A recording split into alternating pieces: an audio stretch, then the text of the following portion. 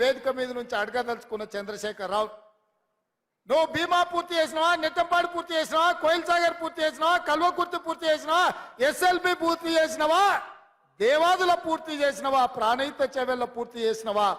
ఈ రోజు 10 ఏళ్లలో 2 లక్షల కోట్ల రూపాయలు ఖర్చు పెట్టి ఈ రోజు ఏ ప్రాజెక్టులు పూర్తి చేయలే.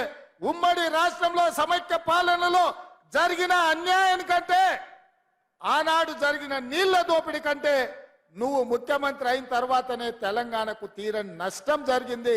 లెక్కలతో సహా పెద్దలు ఉత్తమ్ కుమార్ రెడ్డి గారు శాసనసభలో మిమ్మల్ని అడిగిండు, కడిగిండు, బండకేసి కొట్టిండన్న సంగతి ఈ వేదిక మీద నుంచి నేను చెప్పదలుచుకున్నా.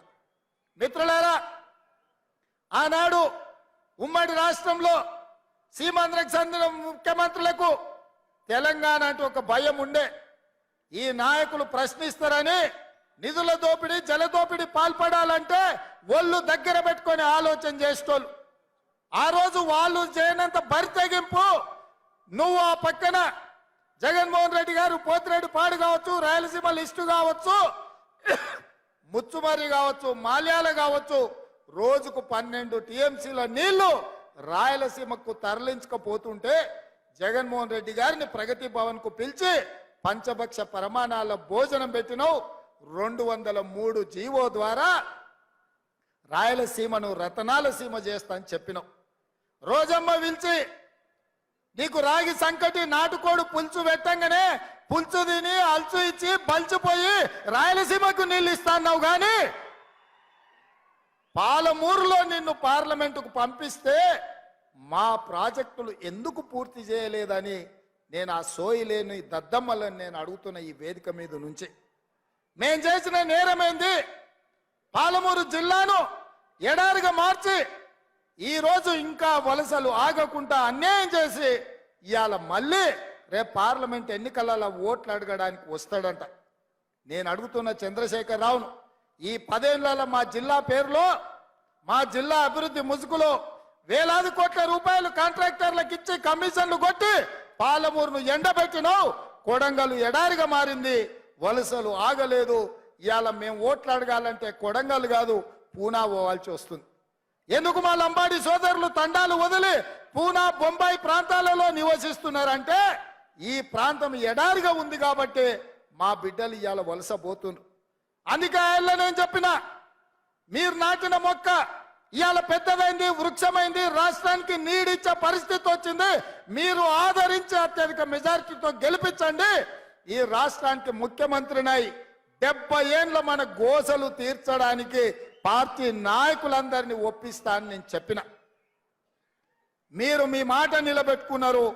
నేను కూడా పెద్దల అండతో, ఉత్తమ్ కుమార్ రెడ్డి గారి అండతో, కోమటిరెడ్డి అండతో, జూపల్లి గారి అండతో, దామోదర్ రాజనరసింహ గారి అండతో, ఇతర మంత్రులు పెద్దలు, ఉప ముఖ్యమంత్రి బట్టి విక్రమార్క గారి అండతో ఇవాళ 60 రోజుల్లో 5,000 కోట్ల రూపాయలు ఇవాళ ఈ గడ్డ మీదకి తీసుకొని వచ్చిన మిత్రులారా, ఎన్నడైనా ఎప్పుడైనా ఎవరైనా కలలోనైనా ఊహించారా నారాయణపేట కొడంగల్ ఎత్తిపోతల పథకం?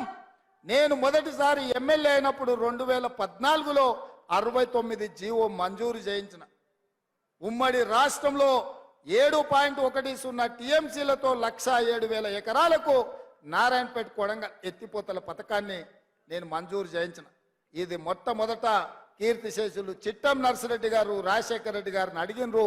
ఆనాడు పునాదులు పడ్డ ప్రాజెక్టును 2014లో నేను మంజూరు చేయించుకొచ్చిన. ఉమ్మడి రాష్ట్రంలో తెలంగాణ ప్రాజెక్టులు, పాలమూరు ప్రాజెక్టులు ఆగిపోయినాయంటే అన్యాయం జరిగిందంటే అర్థం ఉంది. కానీ తెలంగాణ రాష్ట్రం వచ్చిన తర్వాత వచ్చిన రాష్ట్రంలో నిన్ను ఎంపీగా గెలిపించిన ప్రాంతానికి మంజూరైన నారాయణపేట కొడంగల్ ఎత్తిపోతల పథకం 10 ఏళ్లు పడావు పడ్డదంటే దీనికి దుర్మార్గం టిఆర్ఎస్ నాయకులు కాదా అని నేను అడుగుతున్నా. ఇవాళ టిఆర్ఎస్ ఒక కథ అయితే ఇక బీజేపీ వాళ్ళది ఇంకో కథ. సన్నాయుడెంబడి కొమ్మోడెంబడి సన్నాయుడు పడ్డట్టు బీజేపీ బీఆర్ఎస్ ఒక్కడే కూర్చున్నారు. ఇవాళ సీకట్లో ఒప్పందం, పొద్దుపూట ఈయనతో మాట్లాడతారు, రాత్రిపూట వాళ్ళతో మాట్లాడుకుంటారు. ఇవాళ బీజేపీ వాళ్ళు కూడా ఓట్లు అడుగుతారు. నరేంద్ర మోడీ పాలమూరు జిల్లాకు వచ్చి వారు మాట ఇచ్చిండ్రు 2014లోనే. పాలమూరు రంగారెడ్డి ఎత్తిపోతల పథకాన్ని జాతీయ ప్రాజెక్టు చేస్తా, నా బాధ్యత అని మహబూబ్ నగర్ గడ్డ మీద నరేంద్ర మోడీ గారు మాట్లాడింది. నేను ఇవాళ అడుగుతున్నా భారతీయ జనతా పార్టీ నాయకులను కిషన్ రెడ్డిని, డికే అరుణ గారిని, జితేందర్ రెడ్డిని ఈ రోజు శాసనసభ్యులను అడుగుతున్నా. 2014లో మహబూబ్ నగర్ జిల్లా హెడ్ క్వార్టర్ లో పాలమూరు రంగారెడ్డి ఎత్తిపోతల పథకాన్ని జాతీయ ప్రాజెక్టుగా ఇస్తా అని మాటిచ్చిన నరేంద్ర మోడీ 10 ఏళ్లైనా పాలమూరు ప్రాజెక్టును ఎందుకు పట్టించుకోలే? ఇప్పటికైనా మీ ప్రభుత్వం 10 ఏళ్ళు అధికారంలో ఉంది, మీ కిషన్ రెడ్డి కేంద్ర మంత్రిగా ఉన్నాడు, మా పాలమూరు రంగారెడ్డి ఎత్తిపోతల పథకానికి జాతీయ ప్రాజెక్టు ఎందుకు ఇయ్యలేదని నేను అడుగుతున్నా. అదేవిధంగా మా మిత్రుడు రామ్మోహన్ రెడ్డి, గడ్డం ప్రసాద్ కుమార్ గారు వికారాబాద్ నుంచి కృష్ణా రైల్వే లైన్ కొడంగల్ ద్వారా నారాయణపేట ద్వారా రైల్వే పథకాన్ని కాంగ్రెస్ పార్టీ అధికారంలో ఉన్నప్పుడు మంజూరు చేపిస్తే ఈ రైల్వే ప్రాజెక్టుని 10 ఏళ్లల్లా తట్ట మట్టి కూడా తీయలేదు అంటే మోడీ గారు మనల్ని మోసం చేసినట్టు కాదా అని నేను అడుగుతున్నా. ఇవాళ మన జిల్లాకు జాతీయ రహదారులు ఎందుకు కుంటి నడక నడుస్తున్నాయి, ఎందుకు పనులు పూర్తయితలేవని నేను అడుగుతున్నా. అదేవిధంగా పూడూరులో ఉన్న నేవీ దాన్ని 10 ఏళ్ళు పక్కన పెడితే నేను వచ్చి మొన్న నేవీ ప్రాజెక్టుకు భూములు కేటాయించి ఆ పనులు ప్రారంభించే విధంగా నేను చర్యలు చేపట్టిన. ఇవాళ మిత్రులారా, బీజేపీ నరేంద్ర మోడీ 10 సంవత్సరాలు ప్రధానమంత్రిగా ఉన్నాడు, కిషన్ రెడ్డి గారు 5 ఏళ్ళు కేంద్ర మంత్రిగా ఉన్నాడు, 4 ఎంపీలు ఉన్నారు, బండి సంజయ్ గారు ఎంపీ ఉన్నారు, అరవింద్ ఎంపీ ఉన్నాడు, బాబురావు ఎంపీ ఉన్నాడు. కేంద్రంలో మీదే ప్రభుత్వం ఉంది. 4 ఎంపీలు ఉండి 4 రూపాయలైనా తెలంగాణ రాష్ట్రానికి తెచ్చిండ్రా? ఇక ప్రధానమంత్రి కంటే పెద్ద పోస్ట్ ఏమన్నా ఉన్నదా? ఈ దేశంలోనే అత్యున్నతమైన పదవి ప్రధానమంత్రి పదవి. ఆ ప్రధానమంత్రి అభ్యర్థి పాలమూరుకు వచ్చి పాలమూరు సభలో నాకు అండగా నిలబడండి, పాలమూరు రంగారెడ్డి ఎత్తిపోతల పథకాన్ని జాతీయ ప్రాజెక్టు చేస్తా అని మాట ఇచ్చింది. 10 ఏళ్ళైనా ఎందుకు పడికేసిందో డికే అరుణ గారు, జితేందర్ రెడ్డి గారు ఇవాళ సమాధానం చెప్పాలి. మీరు ఏ రకంగా 10 ఏళ్ళు ప్రధానమంత్రిగా ఉన్నా పాలమూరుకు ప్రత్యేకంగా నిధులు ఇవ్వలే, ప్రాజెక్టులు ఇవ్వలే, పరిశ్రమలు ఇవ్వలే, అభివృద్ధి అడుగంటి పోతే ఒక్కనాడు ప్రశ్నించలే. మరి ఇవాళ ఏ విధంగా మీరు ఈ జిల్లాలో ఓట్లు అడుగుతారు, సీట్లు గెలిపించమని అడుగుతారని నేను అడుగుతున్నా. ఆనాడు కాంగ్రెస్ లో ఉన్నప్పుడు వాళ్ళకు పదవులు ఇచ్చిండ్రు, మంత్రి పదవులు కట్టబెట్టారు. పార్టీని మోసం చేసిన వాళ్ళు కూడా ఇవాళ మళ్ళీ గెలిపించమని అడుగుతారు. అందుకే మిత్రులారా, ఇవాళ కొడంగల్ శాసనసభ నియోజకవర్గ ప్రజలకు ఒక్క మాట నేను ఇవ్వదలుచుకున్నా. ఈ రోజు నారాయణపేట కొడంగల్ ఎత్తిపోతల పథకం కావచ్చు, మెడికల్ కాలేజ్ కావచ్చు, పారామెడికల్ కాలేజ్ కావచ్చు, నర్సింగ్ కాలేజ్ కావచ్చు, ఇంజనీరింగ్ కాలేజ్ కావచ్చు, మహిళా డిగ్రీ కాలేజ్ కావచ్చు, దౌలతాబాద్ బొమ్మరాజ్పేటలో జూనియర్ కాలేజీలు కావచ్చు, అదే విధంగా కొడంగల్లో వెంకటేశ్వర స్వామి మందిరం అభివృద్ధి కోసం 16.5 కోట్ల రూపాయలు మంజూరు చేయించినాం. కోస్గిలో వేణుగోపాల స్వామికి 2 కోట్ల రూపాయలు మంజూరు చేయించినాం.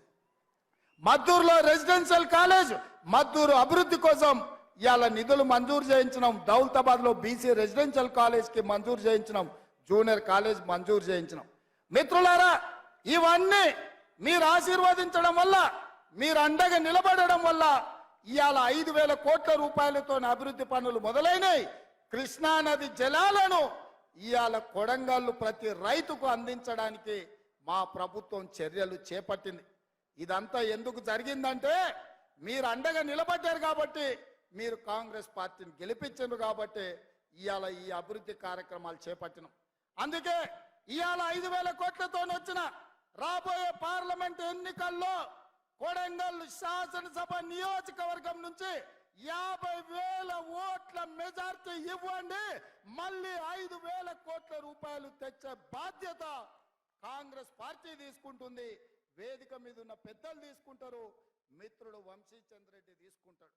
ఇవాళ వికారాబాద్ కృష్ణా రైల్వే లైన్ రావాలన్నా, కోస్గిలో సిమెంట్ ఫ్యాక్టరీ రావాలన్నా, పెద్ద ఎత్తున